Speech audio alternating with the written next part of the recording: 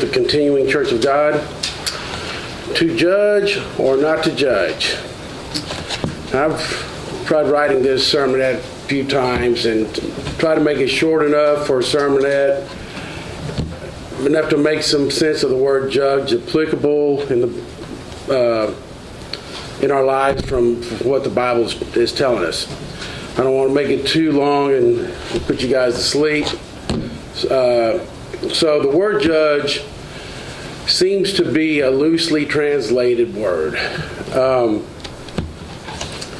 Everybody knows the Bible was originally written in Hebrew, Aramaic, and Greek, and the scriptures have been translated for us into English. So after the scriptures have been translated, there appears to be contradictions in the translations, and I'll go through some of that.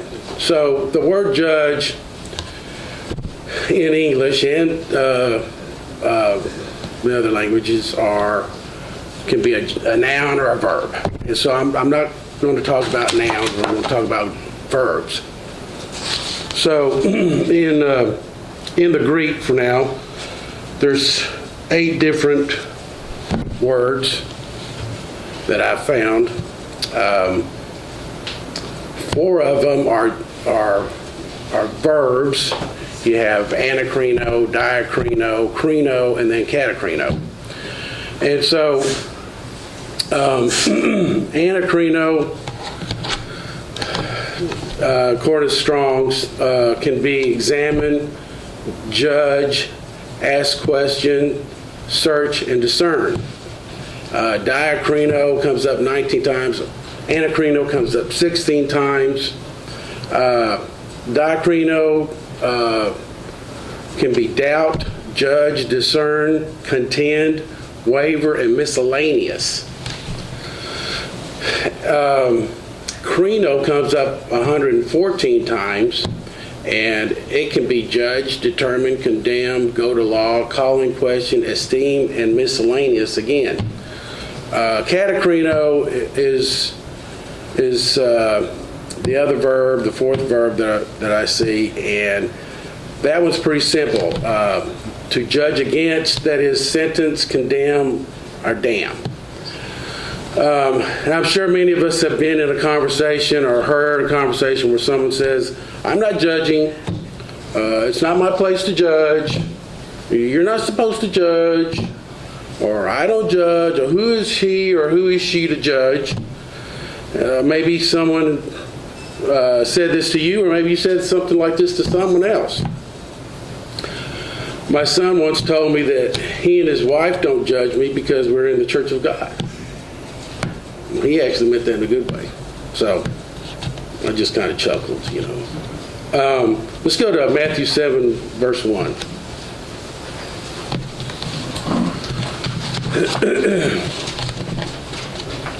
We've heard this one a lot of times thrown, just the first 2 verses, maybe just the first verse. Judge not that ye be not judged. And that is krino, which comes up 114 times, which could mean to judge, determine, condemn, go to law, call in question, esteem, and miscellaneous. Verse 2, with what judgment you judge, you will be judged, and with the measure you use it, you will be measured back to you. So it's kind of scary if that happens to me, condemn. But if you read the context of the scriptures, you go all the way to verse 5. And this is that one that's about being a hypocrite. Verse 3, why do you look at the speck in your brother's eye, but do not consider the plank in your own eye? Or how can you say to your brother, let me remove the speck from your eye, and look at a plank in your own eye? It's a hypocrite. First remove the plank from your own eye, and then you will see clearly to remove the speck from your brother's eye. So we've heard that one before. So it really doesn't mean, that if you could, to judge is not automatically always to condemn somebody. So Alexander Velchik a few months ago had those emails of a book that he's putting together, and he addressed the word judge in it. And this is one of those that he addressed as well. He says, judge not that ye be not judged. Some use this verse to claim that nobody has the right to judge another person. First, we should look at this verse in context. And it goes through Matthew 7:3, verse 5, clearly shows that we should not consider or point out the sins of our brother until we have examined ourselves and work on our own faults. But let's go to 1 Corinthians 2:15.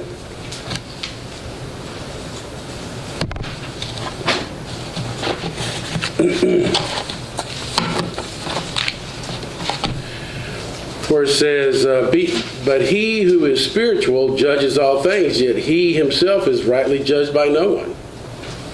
So if you have God's Spirit, you're supposed to be judging. You use your brain, use God's gift to you. I'm going to read a couple of translations. Moffat has, the spiritual man, again, can read the meaning of everything, and yet no one can read what he is. The NIV says, the person with the Spirit, that's a capital S, makes judgments about all things, but such a person is not subject to merely human judgments. And then, 1 Corinthians 2:15, from the Amplified Version said, but the spiritual man tries all things, examines, investigates, inquires into, questions, and discerns all things, yet is himself to be put on trial and judged by no one. He can read the meaning of everything, but no one can properly discern or appraise or get an insight into him. So, the word judge has a lot of meanings. It comes from a lot of different areas. So if you're looking at a scripture that may have judge in it, think about what you may read. Try to get to the. If you're really interested, trying to examine those verses, really get a good understanding of which word is being used, what definition, look at the context of the scriptures, and try to determine what's really going on. And this is why we as Church of God, here's another one. Luke 12:57. Let's just go to that one. This is another Crino. Do not judge according to appearance, but judge with righteous judgment. Actually, that's John 12:4. Yes, Luke 12:57 says, yes, and why even ourselves do you not judge what is right? So it's not always a bad thing to judge, I guess you could say. We're supposed to judge. So this is why we as Church of God people are not to participate in a jury in a court of law. They're going to demand you to raise your right hand and swear. We don't want to swear. And the other problem is this. We have seen how people get accused, thrown in prison falsely for years. Who hasn't watched a TV show, say Dateline, 48 Hours, 60 Minutes, 2020, where the wrong person was put in prison? So you have the defendant and his attorney, his or her attorney, representing them. Then you have the prosecutor representing the state side that has established laws that he works off of, that he or she is trying to convict someone with. Then you have the judge who is supposed to be represent the judicial system. Then you have the jury. Bring people in who's supposed to determine if the person broke some certain law or not. Money and power play a big part. A lot of times in these cases, if you have a lot of money or power, you have a better chance of not going all the way through the judicial process. On the other hand, if you don't have money and power and you get accused of wrongdoing, you won't be able to afford a really good attorney, or you may not. There's another problem, and that is that private businesses have gotten into the business of imprisoning the convicted. So instead of burdening the public or the state being involved with the prisoners, there are corporations that get paid for imprisoning the convicted.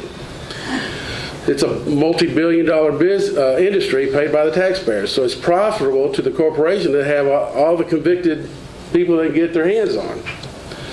So,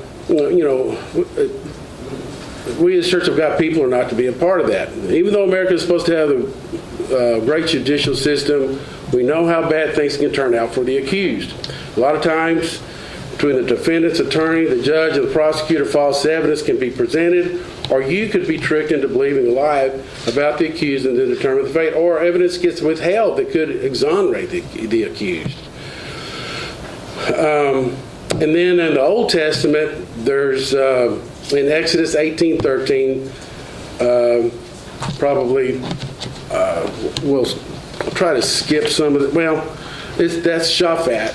If you want to, let's go to Exodus 18:13. And this is where Moses and his father-in-law were judging people. So Exodus 18:13. It says, "And so it was on the next day that Moses sat to judge the people, and the people stood before Moses from morning until evening. So when Moses' father-in-law saw that he did for the people, he said, 'What is this thing that you are doing for the people? Why do you alone sit and all the people stand before you from morning until evening?' And Moses said to his father, 'Because the people come to me to inquire of God. When they have a difficulty, they come to me, and I judge between one and another, and I make known the statutes of God and his laws.' So Moses' father-in-law said to him, 'The thing that you do is not good. Both you and these people who are with you will surely wear yourselves out. For this thing is too much for you, and you are not able to perform it by yourself. Listen now to my voice. I will give you counsel, and God will be with you. Stand before God for the people so that you may bring the difficulties to God. And you shall teach them the statutes and the laws and show them the way in which they must walk and the work they must do.'" And it goes through the rest of that, pick people with rulers of thousands, hundreds, fifties, and tens, and let them judge the simpler cases and bring the difficult stuff to Moses. So that word there is judge, and it's, in a lot of cases, it can be just teaching God's ways, and so it has a lot of different meanings. In the future, we'll have power to commit judgment.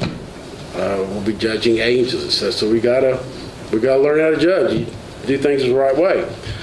The point that I want to make is that biblically several words in Hebrew, Aramaic, and Greek languages have been translated into the word judge, and this translated word judge has taken on many meanings.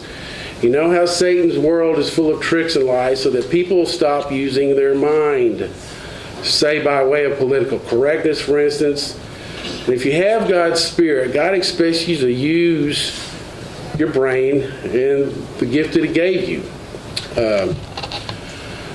Speaking about the word judge, if you have God's Spirit, God commands you to judge at all times, just like it says in 1 Corinthians 2:15. If someone tells you not to judge or something like that, just smile. They don't know what you know. Being Church of God people, we probably have a lot of us have God's Spirit. We have a more sure understanding of his word and better understanding of God. So be confident in that and understand some of the things and not get caught up what the world says. This is Lewis Rubin with the Continuing Church of God.